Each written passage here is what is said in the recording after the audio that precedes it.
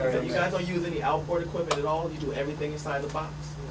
Well, I think if we were recording live, guys, we would use some light outboard stuff. I don't use any outboard stuff within my MIDI rig. Do you? Not anymore. Yeah. I don't think I. Nothing. No. We use. You consider another computer. Yeah, I have another computer that's dedicated to reverb because I use Altiverb and it tends to be processor intensive, and I have to mix. Are you doing 5.1? Yeah. You're doing 5.1. That's a pain in the ass with the It's stems. horrible. Yeah. Because doing 5.1s, so I run a few reverbs, like a long reverb, basic symphonic long reverb, short room, and then like an effects reverb, which is generally like an explosive kind of huge reverb. So I'm running 3 instances of Altiverb, and I just have one computer that sits and does that. Because Altiverb will just beat the crap out of your main machine if you do that, right? Yeah, it's just too much. How do you send get in to a mixer, or is it? You mean for Altiverb? Yeah. I use the audio. I use a Symphony audio card to It's get, coming get in and as an out. aux. And then I use send it as an aux send to that. And then on my reverb computer, I'm using an RME card on it. A Lynx card. And we use AES. We're doing at this point. We're going all my Giga Studios and stuff. I'm not using Light Pipe on anything. I believe I'm using AES and everything because I'm using Lynx cards and everything. So and MIDI overlay. So to answer your question, we're not really using, if it's MIDI, we're not using any outboard gear on our MIDI stuff. Now we may use like the Focusrite EQs or the Focusrite compressor, but that's a plug-in. I take a lot of my stuff, we're running through a Manley Verimute to get a thicker sound. I bet that sounds good. Yeah, it's a great sound. So you bring, go out one process and then bring it back in on a different channel. Yep. That's a nice idea. That probably sounds really good. Yeah, I'll bet it probably sounds great. Yep. Sounds good. Yep. It should. Manly's are really fun. See, you're probably like doing records or something. We're doing TV.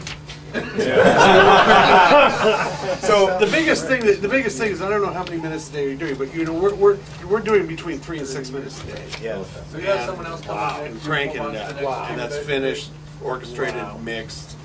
So it's a different world. Whereas, like, you can spend a lot of time making those whatever tracks, come through and sound really kick-ass.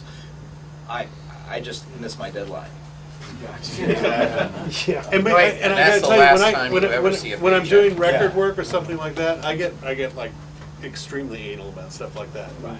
And unfortunately, I just don't have the gear anymore. But the SSL plug-in stuff is amazing too, but it's just something about analog gear that has a different characteristic to it. Unfortunately, I can't use the SSL stuff because it's TDM, and I run a Pro Tools system, but my HD system is simply a mix stem. And the reason I'm doing that is I don't even know why anymore. I probably next season will probably phase that out. We'll probably just kind of move into completely. I'm sorry, you've been trying to get a question in for ages. I actually got two, but I'm just going to ask one of them now. The term composer, when people traditionally use that term, they're referring to a lot of orchestral work that you guys do, right? But that's the sense I've always got.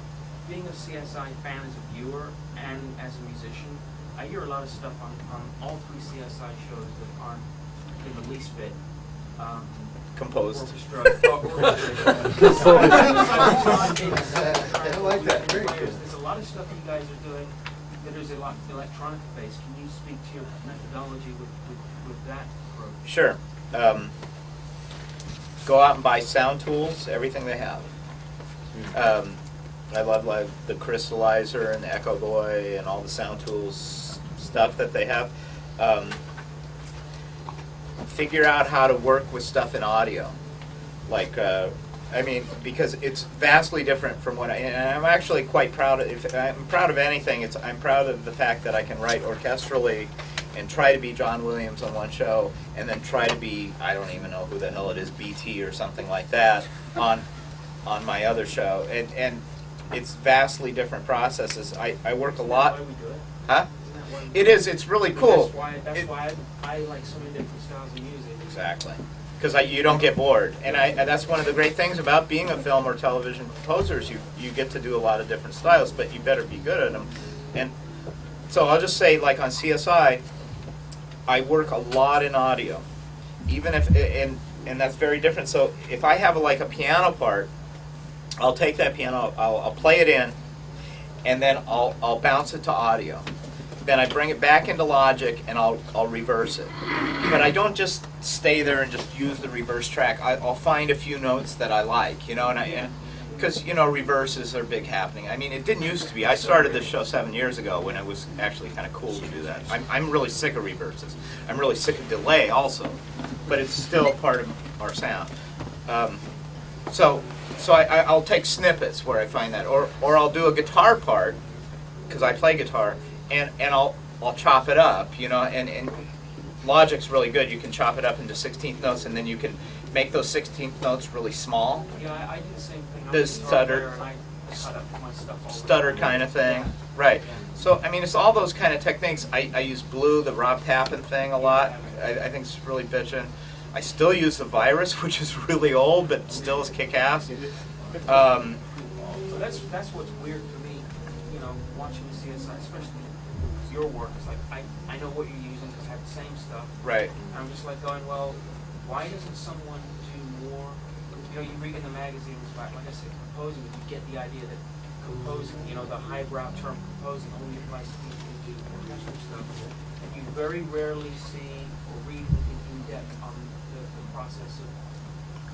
Right. Yeah. Composing I electronic. completely disagree. I don't know what you're reading. Yeah, you Depends see it on in what Keyboard magazine you're reading. like Brian Eno. A lot of it, I just find it. Well, Yeah, I mean, it's, you know, it's. I got a question for Tim regarding the same. Can you talk a little bit about getting the sound for the show, getting the musical tone, working with the director? Was it Danny Cannon? Yeah. And how, I mean, was there any was there any references that you were given? I actually started the show ghostwriting for someone else. Okay. So I can't even. Such a wonderful storyteller. Okay, no names. But the process. So it was a really low point in my career. I mean, I've never ghostwritten. That's the only time. But I had nothing. Walker Texas Stranger was off the air. I just didn't have anything going on. Instead of like retiring like he did, I just in deciding to, you know, be a recovering. I decided to be a complete whore and become a ghostwriter. And so I did the first. Wait a minute, we've all been that whore. Yeah, but I think it had its basis before that. I mean, if you listen to like Massive Attack, or if you listen to like a lot of those, you know, really cool electronic groups, I think they wanted to be that way in the show and stuff. And that's another thing where like Chris kicked my ass with the orchestral stuff. You know, guys like Massive Attack, BT.